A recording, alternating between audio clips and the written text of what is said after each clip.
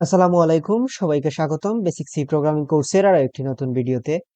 আজকে আমরা যে বিষয় সম্পর্কে জানবো সেটি হলো কোনো একটা নাম্বার থেকে তার ডিজিটগুলোর সাম কিভাবে বের করতে হয় সেই সম্পর্কে। তো আমরা জানি কোনো একটা নাম্বারের লাস্ট ডিজিটটা বের করার নিয়মটা হলো ওই নাম্বারটাকে 10 দিয়ে যদি আমরা মডিউলো করে দেই তাহলে আমরা লাস্ট ডিজিটটা পেয়ে যাই। ওকে, তাহলে আমাদের প্রথম স্টেপটা হলো আমরা ওই নাম্বারের লাস্ট ডিজিটটা বের করে নিব। তার পরের স্টেপে গিয়ে আমরা একটা ভেরিয়েবলের মধ্যে বারবার যোগ করে রেখে দিব সেই লাস্ট ডিজিটটা।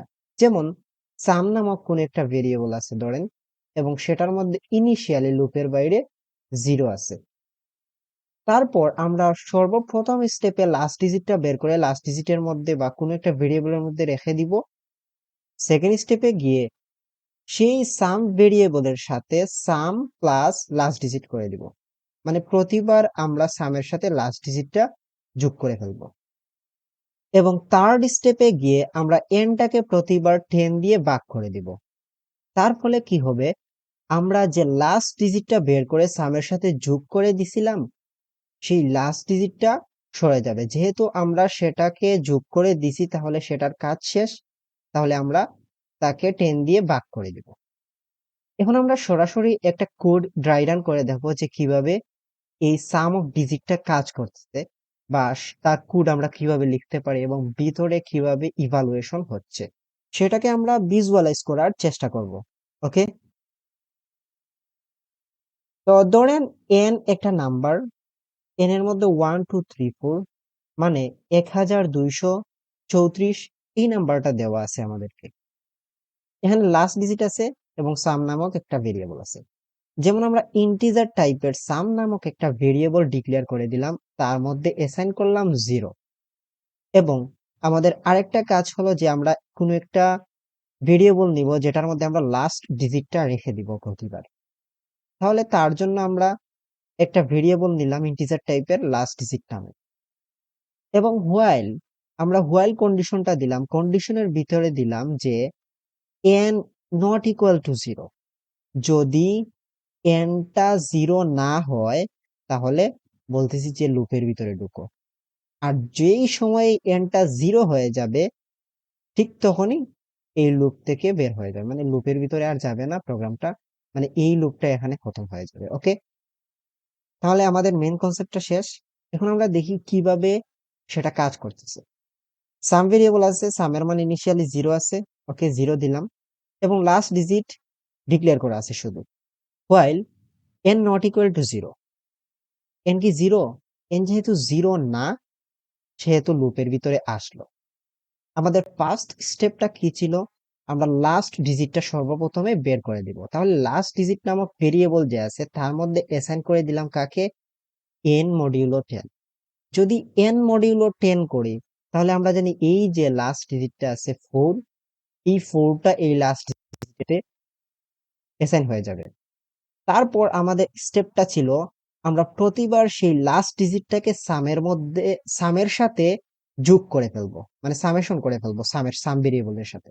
তাহলে সাম ভেরিয়েবলের মানটা কত ছিল, 0, প্লাস লাস্ট ডিজিটের মান কত, লাস্ট ডিজিটের মান আমরা পেয়েছিলাম 4। তাহলে সামের মান 0 প্লাস 4 ইজ ইকুয়াল টু কত, 4।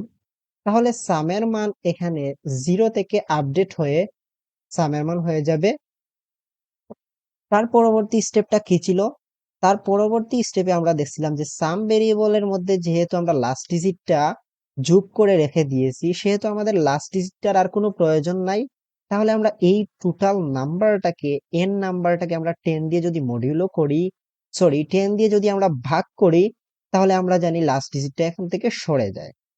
তাহলে আমরা কি করলাম, এনটাকে 10 দিয়ে ভাগ করে দিলাম, মানে ডিভাইড করে দিলাম।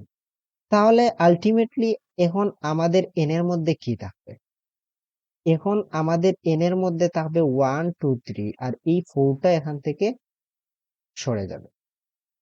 ওকে, এখন যেহেতু এই 3 নাম্বার স্টেপের পরে আর কোনো স্টেপ বা কোনো লাইন নাই, তাহলে এখান থেকে সরাসরি কোথায় যাবে, আমরা হোয়াইল লুপের ভিতরে বা লুপ পড়বে আমরা দেখেছিলাম যে এখান থেকে সরাসরি আবার কন্ডিশনের ভিতরে ব্যাক যায়। কন্ডিশনে গিয়ে চেক করবে কন্ডিশন ফুলফিল হবে। কন্ডিশন চেক করার পর যখন দেখবে যে কন্ডিশন ফুলফিল, তখনই এই লাইনে আসবে এবং লাস্ট ডিজিটের মধ্যে লাস্ট ডিজিটটা রেখে দিবে। তাহলে লাস্ট ডিজিটটা আপডেট হয়ে যাবে না?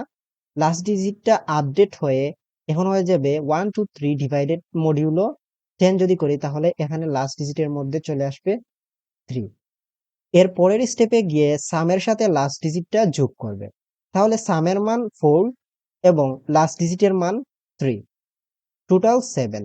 তাহলে সামের মান আপডেট হয়ে যাবে না? সামের মান আপডেট হয়ে এখানে 7 চলে আসবে।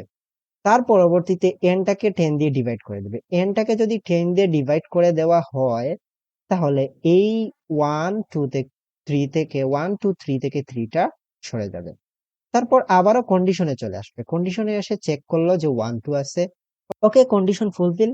তারপর এখানে আসলো, এসে এন মডিউলো 10, মানে লাস্ট ডিজিটের মধ্যে এন মডিউলো 10 করে রেখে দিল। তার মানে 2টা এখন লাস্ট ডিজিটের মধ্যে আছে। তার মানে এই লাস্ট ডিজিটটা আপডেট হয়ে গেল। লাস্ট ডিজিটটা আপডেট হয়ে এখানে চলে আসলো 2। তারপর E2 আর 7 সাম প্লাস লাস্ট ডিজিট করলো, মানে 7 + 2 = কত? 7 + 2 = 9।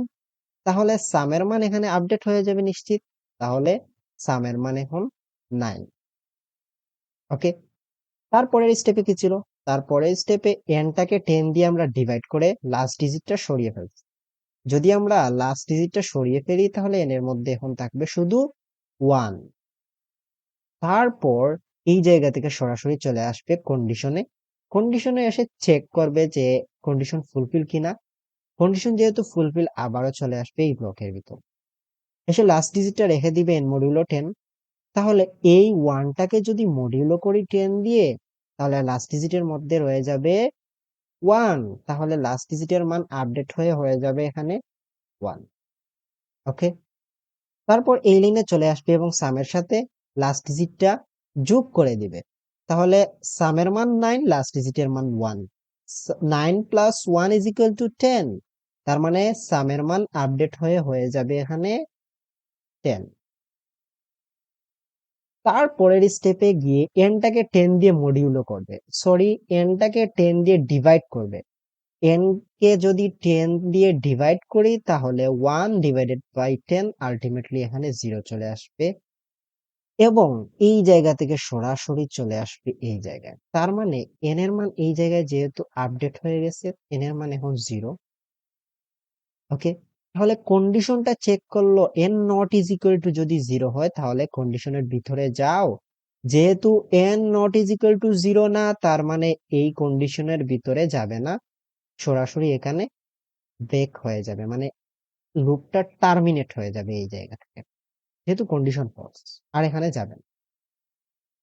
আলটিমেটলি আমাদের সামটা কত আসলো? 10। আমাদের নাম্বারটা কি ছিল? 1 2 3 4। তাহলে 1 + 2 কত? 3। 3 + 3 কত? 6। 6 + 4 কত? 10। তাহলে আমরা কোডটা ড্রাই রান করে দেখে ফেললাম যে 1 2 3 4 এর সামেশনটা যদি ডিজিটের সাম করি, তাহলে আমাদের সামটা আসে 10।